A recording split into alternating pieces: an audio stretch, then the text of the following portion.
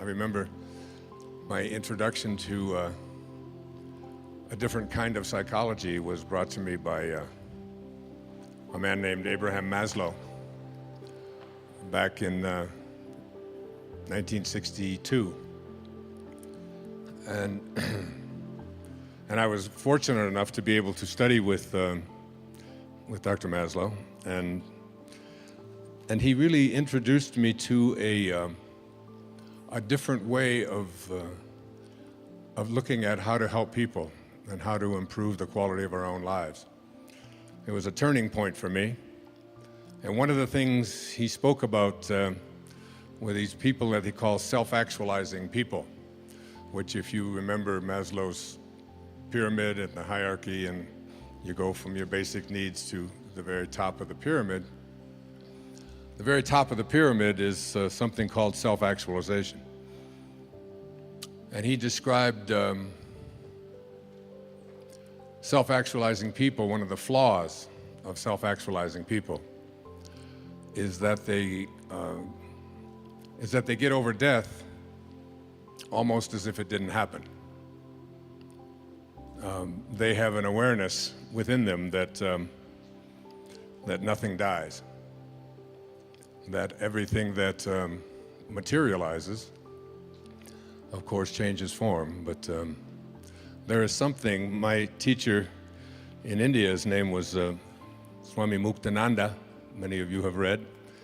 And he was asked the question, "What is real, Master? What is real?"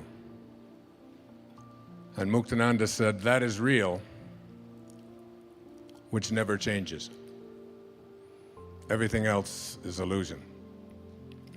So I've been looking at, I've been thinking about Muktananda and thinking about Dr. Maslow, who passed away on the 7th of June, 1970.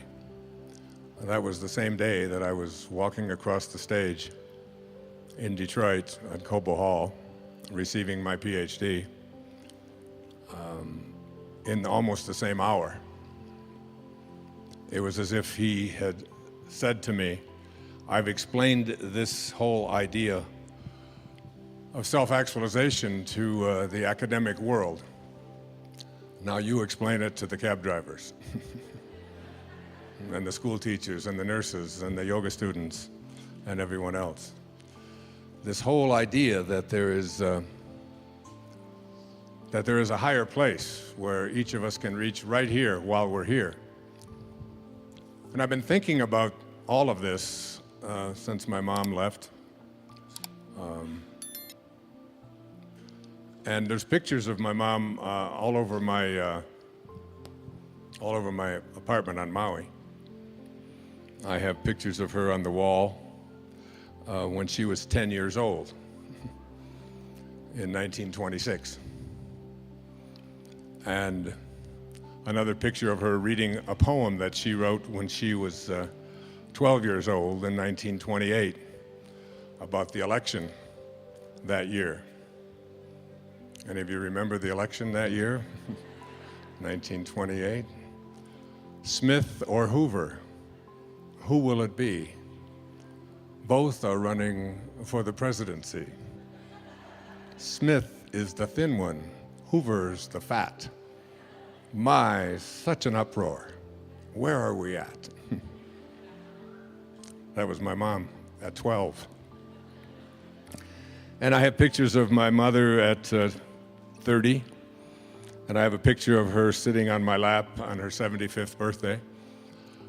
And I look at that pictures and I say,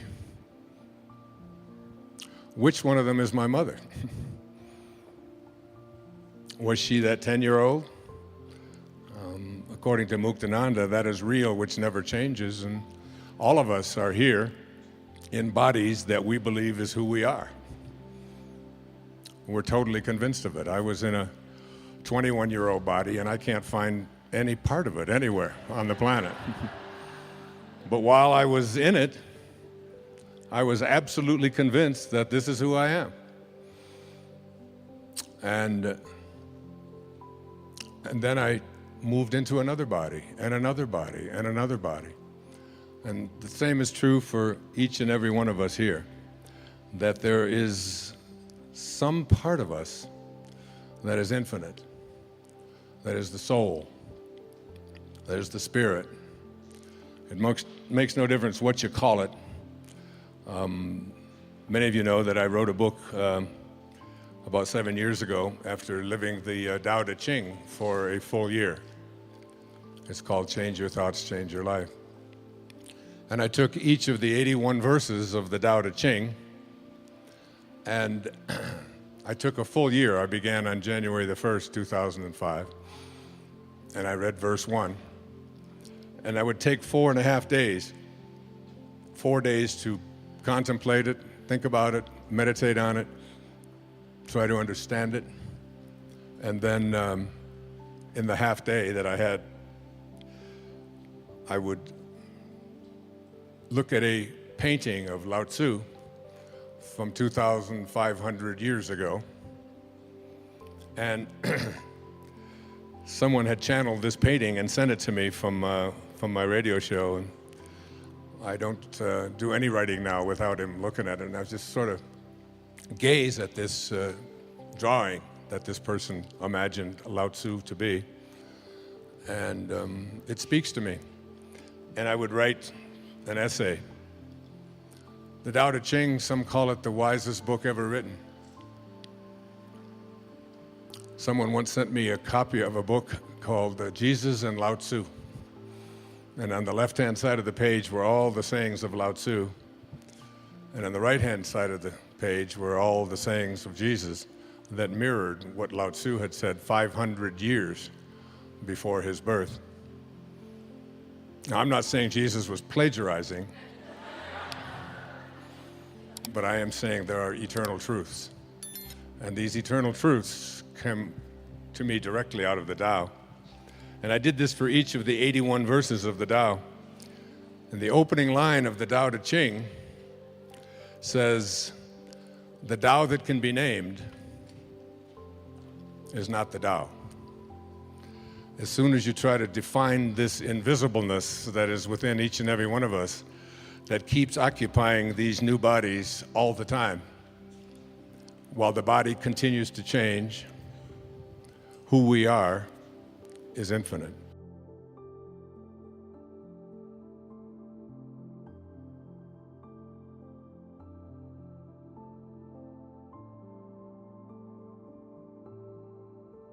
The fifth thing that the ego teaches us is that I am separate not only from everybody else, but that I am separate from what's missing in my life.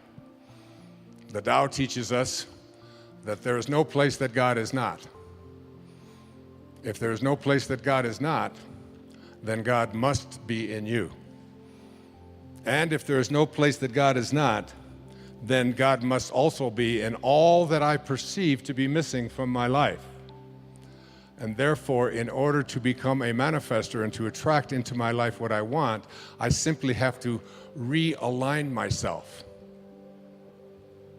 I have to rejoin. I have to yoga myself to God.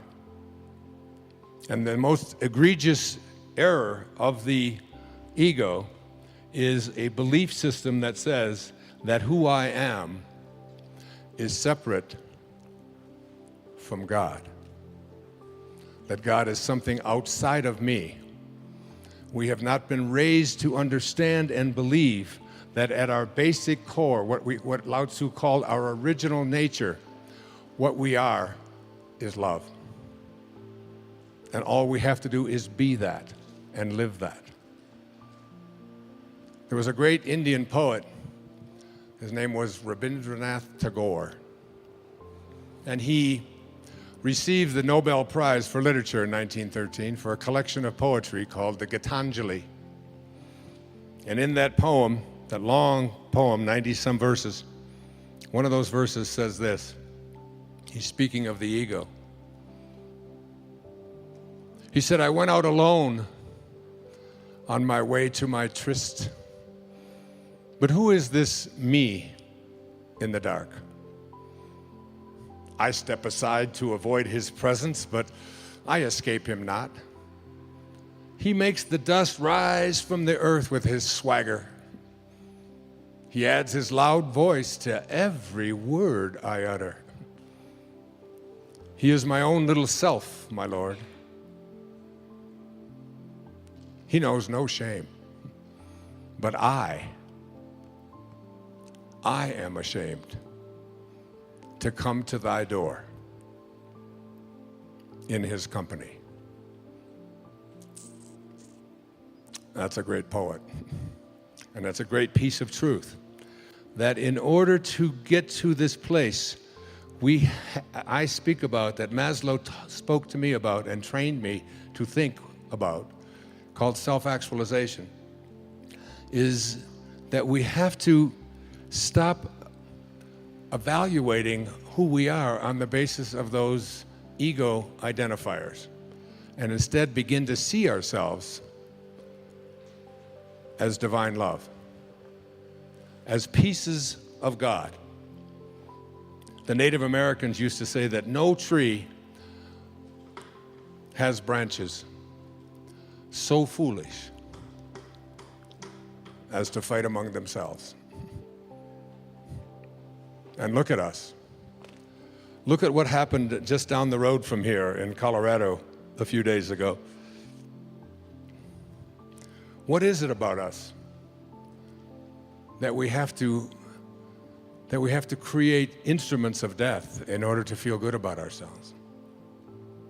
What is it about us that we have to destroy each other and be in competition with each other, and even create things called weapons? It's why Lao Tzu left the place where he left in ancient China in the time of the Warring States. And a big part of the Tao, something like 31 verses out of the 81 verses, speak to the absurdity of having weapons and killing each other. He said that every death in battle should not be celebrated, but should be mourned, because it gives evidence that we have not reached this place and understand what T.S. Eliot was speaking, this place from which we originated, this place to which we shall return.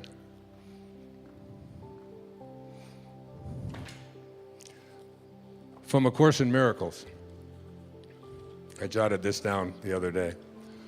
The memory of God